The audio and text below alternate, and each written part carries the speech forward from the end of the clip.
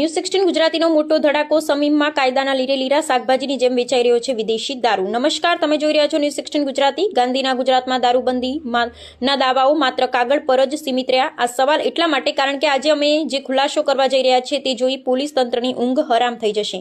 સમી પંથકમાંથી એક એવો ચોંકાવનારો વિડીયો સામે આવ્યો જેણે સ્થાનિક પોલીસની કામગીરી અને બુટલેગરો સાથેના તેમના કહેવાતા સંબંધો પર શંકાની સોય તાકી છે। શું છે આ વાયરલ વિડીયોનું સત્ય? પ્રાપ્ત વિગત અનુસાર સમી તાલુકા કનીજ ગામથી માત્ર 1 કિલોમીટર અંતરે ભદ્રાડા ગામ જવાના રસ્તે ખુલ્લેઆમ કાયદાનું ચીરહરણ થઈ રહ્યું છે। તમે શાકભાજીના બજારમાં વેપારીઓને પાથરણું પાથરીને બેઠેલા જોયા હશે, પણ અહીં તો બુટલેગર પાથરણું પાથરી અને બિંદાસ વિદેશી દારૂનો વેપાર કરી રહ્યા છે, જાણે તેમને ખાખી વર્દીનો કોઈ ડર જ ન હોય।